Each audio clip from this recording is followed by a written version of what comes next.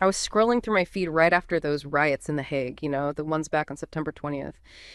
The images were just chaotic shouting, flares, a kind of aggressive, almost performative rage. Then, predictably, came the official statements.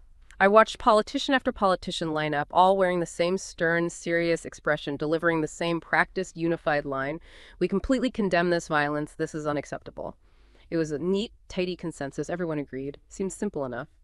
But then something strange started happening. A few hours passed, and the algorithm, you know how it is, it fed me a different kind of clip. It was one of those very same politicians, but now he was at a rally or maybe a talk show. The anger in his voice was back, but it was aimed differently. He wasn't talking about the violence anymore. He was talking about the Lynx elite that was betraying the people. He was talking about the dangers of immigration and the globalists undermining the country. He was painting this dark, urgent picture of a nation under attack from within. And I just sat there looking at the screen. On the one hand, the polished, professional condemnation of the violence. On the other, the passionate, almost gleeful stoking of the exact ideas that had fueled it. That gap, that strange, uncomfortable overlap between what they say they reject and what they actually feed, it's not just hypocrisy, it's a key. It's the key to understanding why an entire ideological framework, one that seems to build its own prison, can be so powerfully, so psychologically attractive to so many people. And that feeling, that uncomfortable overlap you mentioned, that contradiction, that's precisely what we need to get into here. Our mission in this deep dive, it's not really to judge whether those specific beliefs about immigration or elites are true or false. We're not here for that. We are moving beyond judging the content of the ideology to analyzing the core mechanism of its psychological appeal. We're asking, why is this rigid framework so profoundly comforting? Why does the human mind, especially when faced with chaos, seem to rush toward these fixed systems of certainty? Right. We're essentially exploring the architecture of the mind when it decides to adopt a worldview, a kind of blueprint. And we're using some incredibly powerful theoretical tools to do this, pulling from the critical theories of Marx and Althusser, and also psychoanalysis, thinkers like Judith Butler, trying to unpack how a fixed identity provides profound comfort and, a necessary sense of belonging in what feels like a chaotic modern world. Exactly. And we'll focus specifically on the structure of contemporary right-wing ideology and nativism, using the Netherlands as a really critical illustration here. But, and this is important, the structural mechanisms we're going to uncover, they're pretty universal. It's about how the ideas function to, kind of trap the subject into a position of certainty and external opposition, often without the subject even realizing they're operating ideologically at all. They think it's just reality. Okay, so let's start with that structure, the underlying mechanism, because traditionally, studying ideology, it kind of missed this, didn't it? Psychologists, historically, they were maybe looking at the wrong aspect. Yeah, I think that's fair to say. They focused almost exclusively on the content. They asked questions like, why do people believe in fascist worldviews? Or, why do people adhere to strict religious doctrines? And this approach, it meant that the study of political belief was separated from the study of religious belief, and then separated again from the study of economic belief. Scholars ended up in their own silos, basically. Which means they completely missed the shared operating system, the thing running underneath all these different applications, these different belief systems. Precisely. By focusing only on what people believe, they neglected the cognitive structure of ideological worldviews, how the thinking itself works.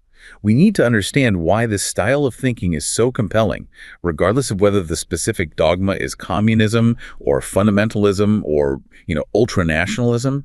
The structural approach highlights that there are deep psychological commonalities across these ideologies, even ones that seem completely opposed to each other. So if we strip away the specific issues, the arguments about immigration numbers or tax policies or whatever, what is this universal style of cognition? What defines ideological thought? Our sources seem to define it as having two distinct, sort of intertwined elements. Yeah, we can think of them as the twin pillars. First, there's the doctrinal component. This is characterized by a rigid adherence to a dogma. The doctrine assumes there's one single true explanation and therefore one comprehensive solution to all major societal problems. This component is where the fixed map of the world is drawn. It establishes these sharp categorical divisions: good versus evil, us versus them, those who have the truth versus those who are deceived. And critically, once you adopt this map, you become highly resistant to evidence-based belief updating. New facts don't easily get in. The doctrine kind of shields you from having to process complex, contradictory data. It simplifies things. That fixed map, it sounds profoundly safe. Like, it means I don't have to live in the uncertainty of nuance anymore. Everything has its place. That's exactly the psychological payoff of the doctrinal component: certainty, safety. And the second component governs how that certainty is deployed out in the social world. That's the selectively relational component. Okay, and this sounds like where the hostility comes in, moving from belief to action, or at least attitude. Yes. It involves a favorable, often really passionate orientation toward an in-group, the us, coupled with an immediate, often deep-seated antagonism toward outgroups, the them. This requires strong personal identification with the in-group, and the rejection, sometimes even hostility or persecution, of non-adherence. So you see, ideological thinking isn't just dogmatism alone, and it's not just prejudice alone. It is the synergistic phenomenon that links the rigid belief, the doctrine, with that external hostility of the relation. They feed each other. This framework brings us to a really interesting, maybe massive contradiction in modern political movements, especially on the right. If we go back to Marx, he saw ideology primarily as the ideas of the ruling class. It served to legitimize inequality, for instance, promoting the myth that hard work leads to success, so that the individual, not the system, gets blamed for failure. Historically, yeah, that was a key insight. But today, it gets more complicated. The most vocal and mobilized adherents of many right-wing movements often feel, and sometimes genuinely are, excluded and alienated. They don't see themselves as part of the ruling class at all. They direct their intense anger at the elites, at the establishment, not necessarily at the structure of the free market itself, which Marx focused on. They feel betrayed by the very system that Marx suggested was supposed to produce the ideology protecting the ruling class. It's kind of inverted. So how does this movement, which claims it's fighting the ruling class's narrative, become so fiercely ideological itself? Especially when they often insist they aren't ideological at all, that they're just relying on common sense and reality. This self-hiding, this claim to be non-ideological, that's the core paradox. It's actually a key feature of the ideology. The right-wing project often frames itself as a necessary return to the natural order, or just getting back to basics. It claims to be free of ideology entirely, operating purely on observable facts, or what they call common sense. This inability, or maybe refusal, to recognize their own doctrine as a constructed system of belief is what some critical theorists call ideology saying ideology in its purest, most potent form. It's ideology disguised as simple reality. They genuinely believe they are just stating facts, not adopting or promoting a system of ideas. And that belief makes the ideology incredibly resistant to critique. How do you argue with someone who believes they're just pointing out the obvious? We saw this illustrated really well in some reports profiling those involved in the unrest, like Stefan, I think he was mentioned, a 21-year-old gig worker doing deliveries. If you asked Stefan if he was ideological, he'd probably laugh or maybe get offended. He'd likely say he hates politics. He believes he's operating purely on reality. Okay, so what does Stefan's reality look like then, from his perspective? His reality, which he sees as just irrefutable common sense, is that the global elites, maybe in Amsterdam, maybe Brussels, are rigging the system against ordinary Dutch people like him. He believes immigrants are getting social privileges, housing maybe, that he, as a native worker, feels he can't access. He believes the mainstream media is engaged in a systematic cover-up, lying about everything. He doesn't see these as ideas or interpretations or dogmas he adopted. He sees them as the simple, observable facts of his life. So when he joined the unrest, he wasn't driven by some political theory he'd read. He felt he was acting on what seemed like the only logical response to a manipulated reality. Wow. That is the ultimate measure of ideological success, isn't it? When the framework itself becomes invisible, when it becomes the default lens for perceiving reality, and the person believes they are acting on pure instinct or just observation. Absolutely. But we have to ask, why is Stefan, or that 64-year-old carpenter, Jan, we'll discuss later, why are they so primed to accept this framework in the first place? What makes them receptive? And the answer, or a big part of it, seems to lie in the structural context of alienation created by late capitalism, by our current economic system. The rise of these rigid movements operates against this backdrop of neoliberalism, which creates, for many people, potent socioeconomic insecurities, feeling of fragmentation and atomization, feeling alone. Yeah, I think we need to dwell on that feeling of alienation for a moment, because it seems like the fertile ground. It's the material condition that precedes the psychological need for this kind of ideology. It is the raw material, exactly. Under capitalism, as Marx originally posited, pretty much every individual is alienated in some way. And this isn't just, a vague feeling of being sad about your job. Marx saw it as a structural separation happening on 4 levels. You are alienated from the product of your labor. You build something, but you don't own it or the profit it generates. You are alienated from the act of labor itself. You're often working just to survive, not for creative fulfillment or self-expression. You are alienated from your species' essence, what Marx thought was our innate human potential to create freely and connect with our work. And perhaps most critically for this discussion, you are alienated from other workers. Competition replaces solidarity. The system actively fragments solidarity, pitting people against each other. It creates atomization. The individual is left feeling powerless, lacking control over their lives, and often chronically insecure about the future. This chronic structural alienation creates the material destabilized conditions, the psychological vacuum, you could say, where fixed, rigid ideologies offering immediate solidarity, clear enemies, and a strong sense of belonging rush in. They become deeply attractive as a solution, not necessarily an economic solution, but a psychological one. The demand isn't always for economic restructuring. Sometimes the deeper demand is for psychic peace, for certainty. Okay, so the economic system creates the vacuum, this sense of alienation and insecurity. But how does the ideology actually step across that threshold? How does it form the person's identity so powerfully? This feels like where we need to pivot maybe from Marx's focus on economics to someone like Althusser and his idea of ideology forming people into subjects. Exactly. Althusser realized that ideology is far more pervasive, much more fundamental than just being a tool of economic oppression. It shapes who we think we are. He argued that society maintains itself, keeps itself going, largely because people learn to accept their specific, necessary roles within the social whole.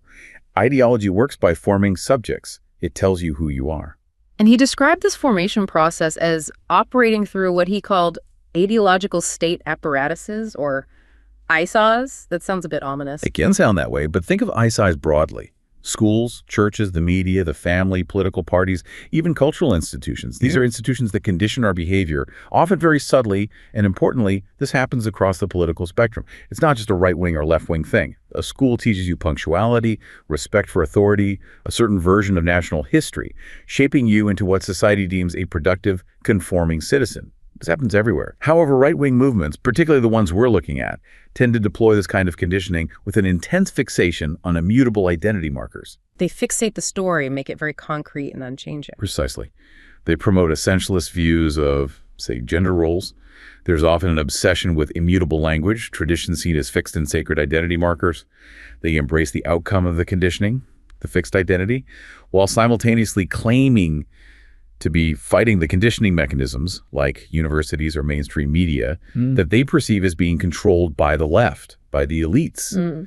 So they're using the mechanism of subject formation, which Althusser called interpellation, while denying its ideological nature for themselves. They see others as interpellated, but not themselves. And that mechanism, interpellation, is the famous, hey, you there moment Althusser described. It sounds abstract, but you're saying it's actually a deeply personal psychological event for the individual. It is. It's the process, which Althusser described allegorically, by which an individual is hailed or addressed by an authority. It could be the literal law, like a police officer, or the symbolic law, the ideology itself. And they turn around, they recognize themselves in that call, in that address. That's me they're talking about. That moment of recognition, that turning around, retroactively constitutes them as a social subject within that specific ideological framework. The law or the ideology demands adherence, and the subject accepts subordination by recognizing themselves in the call. But the key question remains, why turn around? Why accept that subordination, that hailing, when you could theoretically just ignore the call, walk on by? Because the experience offers a powerful psychological attraction. It often comes as a profound sense of relief. It trades the anxiety and chaos of maybe too much freedom, too much uncertainty, for the certainty of a defined role, a known identity. The ideology offers immediate direction, definition, and psychological peace against the fragmentation and atomization we talked about earlier. It makes sense of the world. Let's try and ground this in a human story again. We mentioned Jan earlier, the 64-year-old carpenter. What was the internal experience of interpellation like for him? How did he turn around? Well, Jan was clearly dealing with intense structural alienation, which was leading to a kind of psychological dissolution for him. He wrote about how his world felt like it was dissolving. The familiar local community he knew was changing, maybe disappearing. He felt like a foreigner in his own neighborhood, didn't recognize the language on the streets sometimes. He felt, in his own powerful words, like a ghost in my own home, completely invisible and irrelevant. deeply alienated. Now, when he encountered the far-right rhetoric, maybe in online forums or from certain politicians, he didn't initially feel rage or hate, apparently. What he felt first was an immense sense of relief. Relief, not hate. That's the psychological gravity well right there, pulling him in. It's meeting a deep need. Yes.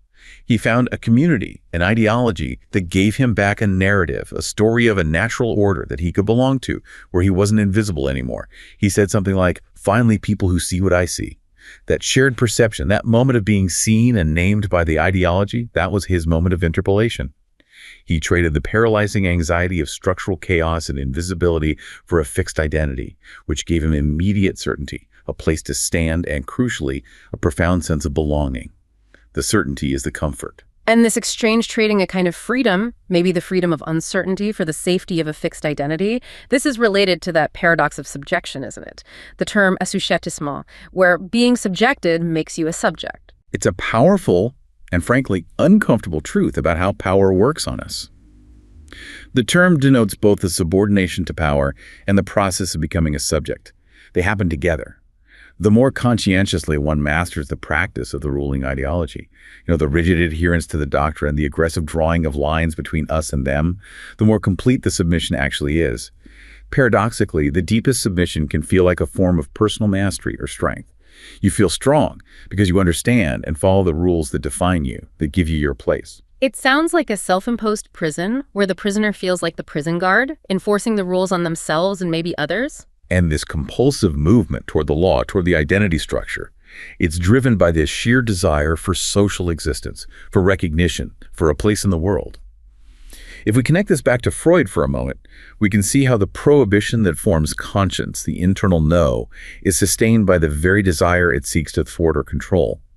The law restricts desire, but adherence to the law itself becomes the new, displaced site of satisfaction. You get pleasure from following the rules. Okay, that is extremely abstract. Can you make that clear? If a desire is prohibited, why doesn't it just extinguish itself? Why does following the rule become satisfying? Think about it like this. If society prohibits an instinct, let's say raw aggression or maybe the desire for chaos or total freedom, that instinct doesn't just disappear into thin air. It has to go somewhere. It often gets internalized.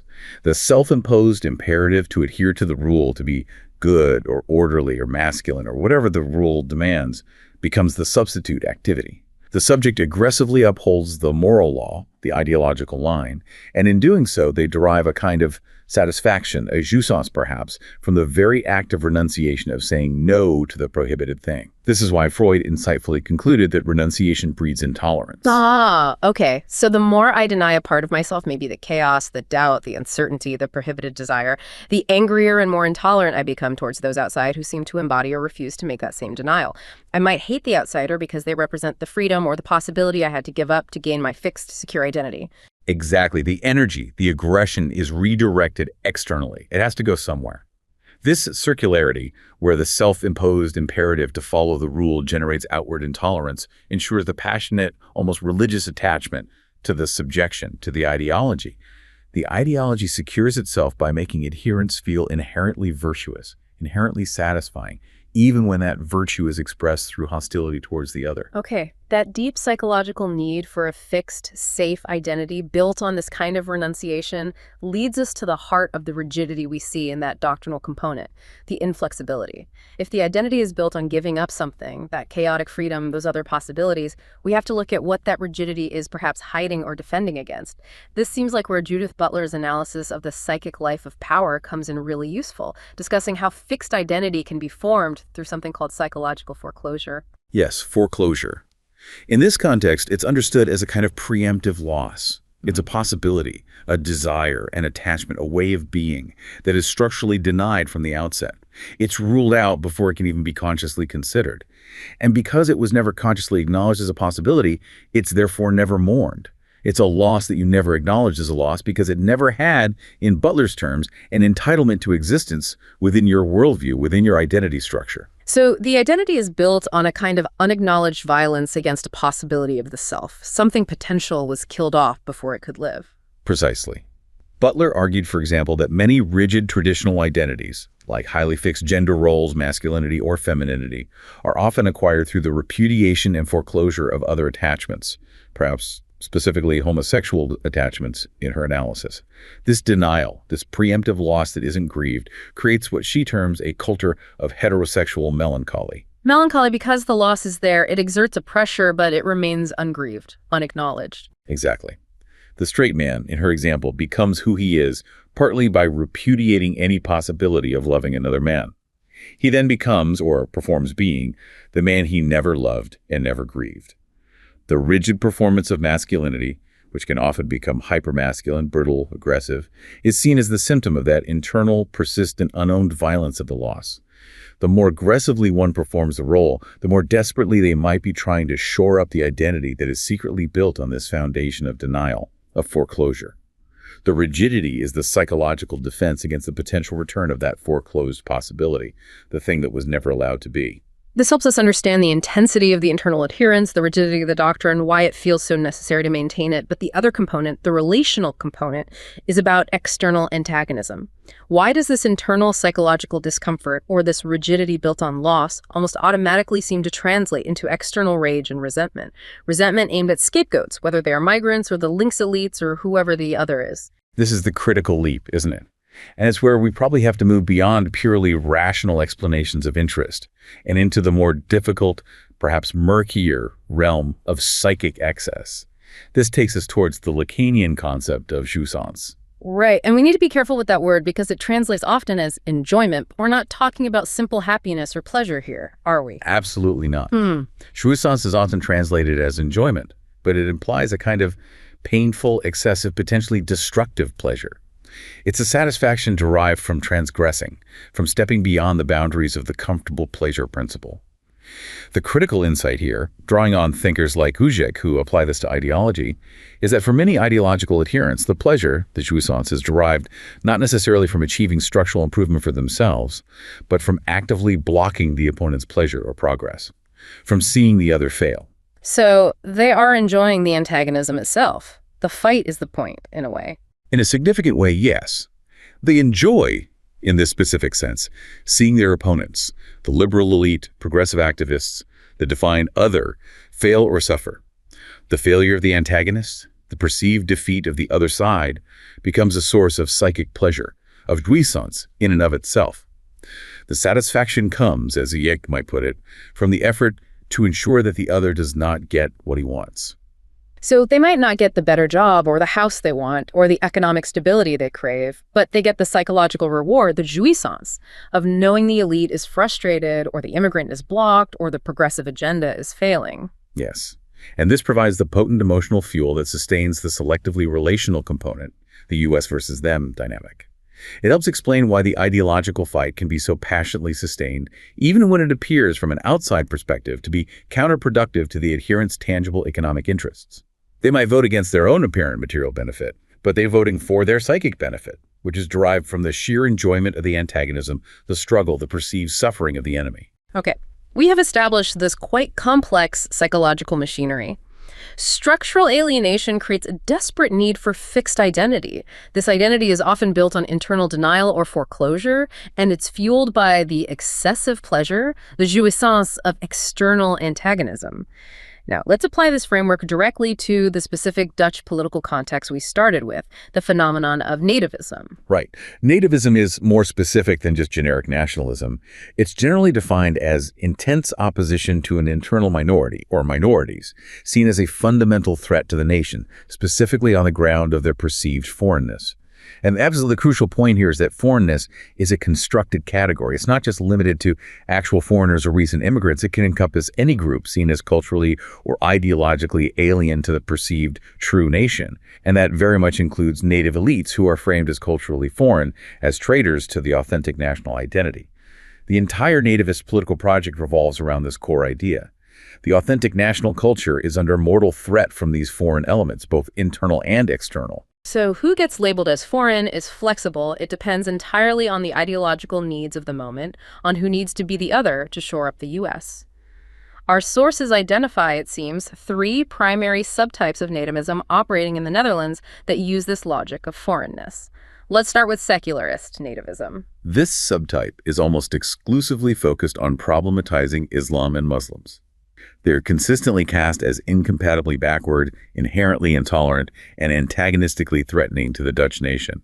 And the Dutch nation, in this narrative, is depicted as uniquely free, tolerant, modern, and quasi-secular, often highlighting specifically modern progressive values like gender equality and LGBTQ+ rights as core to Dutchness, which Islam supposedly threatens. Which rests on a fascinating, almost paradoxical triple conflation of values to define that Dutchness. It is a remarkable ideological construction when you unpack it. The narrative manages to blend three distinct and often historically antagonistic categories into a single, seemingly cohesive Western or Dutch identity that Muslims are then accused of violating. First, it blends historically opposed religious traditions. Judaism and Christianity are presented as a shared heritage. Second, these religious traditions are then somehow conflated with predominantly secular, often anti-clerical movements like humanism and the Enlightenment, and with modern liberal values like freedom of expression, gender equality, etc. And third, they conflate the specific Dutch national identity with the broader, more abstract category of the West or Europe. It's quite a mix. By blending these contradictory elements, they forge an essentialist, almost mythical definition of Dutchness that conveniently allows them to exclude the current primary target, Islam and Muslims. It becomes a perfect defensive doctrine. And the solution always demanded by this form of nativism is assimilation. They must become Dutch, adapt to our values. But the structural problem, driven by the underlying need for antagonism inherent in the ideology, is that this demand for assimilation is perpetually deferred. It's never enough. No matter how much a Dutch Muslim integrates, speaks the language, participates in society, their assimilation is often viewed as incomplete, superficial. They are always suspected of harboring a deeper, hidden, non-Dutch loyalty, a suspicion that eerily mirrors the historical distrust of Roman Catholics in the Netherlands, who were once assumed to be secretly loyal to the Pope in Rome, rather than to the Dutch state. The bar for belonging is set impossibly high, or at least perpetually shifting, ensuring the foreign threat remains present. This maintains the psychological function of the ideology, the need for the other. Exactly. The threat must remain permanent, in a sense, to justify the continued existence and rigidity of the U.S., the fixed national identity that feels under siege. Okay, moving to the second type identified, racial nativism. This seems to focus more on Black minorities, linking the cultural threat with an implicit, sometimes explicit, racialization. The most visible flashpoint for this is the intense debate around the cultural figure of Zwarte Piet, or Black Pete. Yes, this is where we see the intense performance of fixed identity, often fueled by that aggressive denial, the foreclosure we discussed earlier. Any anti-racist probing into national history, particularly criticism of traditions like Black Pete, is immediately condemned. It's framed as a denial of where we come from, a betrayal of heritage, and a direct threat to national unity and the national moral compass. The nativist project here is explicitly about protecting the national culture from this perceived attack, and the group held responsible for the attack is implicitly or explicitly racialized as Black or non-native. So it's framed less about the specific figure of Black Pete itself, and more about who has the legitimate right to speak about and potentially change Dutch culture. Those who criticize the national self-image of tolerance are accused of fundamentally lacking Dutchness. This is captured perfectly in political rhetoric sometimes. The conservative liberal VVD party, for instance, explicitly stated in a notorious campaign letter that citizens must conform, do normal, or get lost. The implication is clear. If you criticize national traditions, or if you accuse the nation of racism, you are not conforming, you are an outsider, perhaps not a fully fledged Dutch citizen, and maybe you should leave. By challenging a tradition like Black Pete, anti-racist activists are seen as enacting their own foreignness. They are subsequently constructed as a foreign group, defined not just by their arguments, but also by their perceived racial or geographic origins. And we see the raw expression of that selectively relational component, the hostility, in the kind of language used in online spaces, and sometimes even by right-wing media figures or politicians, like the deeply offensive racial slur Dobberneger. That term, which roughly translates to drifting Negro, referencing asylum seekers crossing the sea, is the explicit racialization laid bare. It shows how quickly the political and ideological position, being pro-tradition, pro-Dutchness, becomes immediately conflated with racialized opposition, framing it as white Dutch versus Black outsider. The mechanism of jouissance finds a perfect target in this racial antagonism. There's a psychic enjoyment derived from the hostility toward the racialized outsider who dares to challenge the national identity or question the cherished self-image of tolerance. The anger directed outwards becomes, in a way, the displaced satisfaction for those unacknowledged internal losses or anxieties of the self. Okay, and finally we arrive at the third subtype, populist nativism. This seems to be the glue that holds the other two together by targeting the native elites. This subtype is absolutely crucial because it provides the institutional narrative, the scaffolding that supports the entire framework. It portrays native elites, thinks professors, journalists, judges, politicians from established parties, NGO workers, as culturally alienated traitors who are responsible for the nation's decline. The narrative claims their self-hatred, their lack of national pride, leads them to promote policies like immigration and multiculturalism that result in the homeopathic dilution of the Dutch population, a phrase actually used. And this narrative conveniently conflates elites, the left, and multiculturalism into a single monolithic enemy block, regardless of historical nuance or factual accuracy, which allows figures like those politicians after the Hague riots to condemn the street violence while immediately pivoting to attack this elite enemy. Exactly. It's a very effective rhetorical strategy. This is often articulated through conspiracy-tinged concepts like cultural Marxism, the borrowed idea that elites are deliberately using critical theories developed in universities, like postmodernism, gender construction theory, specifically to destroy Western heritage and traditional values. This narrative perfectly addresses the structural alienation felt by people like Jan and Stefan. They feel marginalized, left behind, ignored by the system. Populist nativism gives them a clear explanation why. The institutions, the media, the government have been captured by these traitorous elites who are working against the real people. So the populist nativism provides the institutional explanation, the who is to blame at the top, which then enables or justifies the hostility towards the targets of the other two subtypes, the Muslims and the black minorities. Precisely. In the secularist and racial nativist narratives, the elite often acts as an indirect, passive threat. They are the weak, complicit accomplices who allow the primary enemies, Muslims, black minorities, anti-racist critics, to enact their supposedly destructive power on the nation. The logic of foreignness, therefore, successfully encompasses the structural enemy, the elite perceived as culturally foreign, the cultural enemy, Islam, and the racial enemy, black minorities and critics, within one cohesive, psychologically secure, and eternally antagonistic framework. It covers all the bases. This has been an incredibly deep and I think quite revealing examination of the psychological machinery behind this kind of ideological appeal. We started by observing the undeniable reality, for many, of structural alienation created by our current socioeconomic system. This creates a deep-seated psychological demand for the certainty, the safety of a fixed identity. And we saw how the ideological framework answers that call, that need, through processes like interpolation and subjection. The individual, the subject, trades a kind of chaotic freedom for the comfort of belonging and certainty. And that fixed identity is often, as Butler suggests, built on a kind of foreclosed grief and unacknowledged loss or melancholy. That comfort, crucially, seems inseparable from external antagonism, fueled by that difficult concept of psychic enjoyment or jouissance, the pleasure derived from opposing, blocking, and seeing the perceived enemy fail. The ultimate success of the ideology, it seems, is when the subject becomes convinced they're acting purely on common sense, or just reality, rather than on ideas they have adopted or been hailed by. The ideological story, the one that offers fixed identity through foreclosure and extracts psychic pleasure from opposition, becomes so thoroughly nested in the mind, so invisible as a framework, that any alternative way of organizing society or understanding the self becomes almost unsinkable, maybe even threatening. It really is a powerful, self-sustaining loop of psychological comfort and external antagonism that makes those rigid systems feel from the inside like the only path toward truth, the only way to be safe.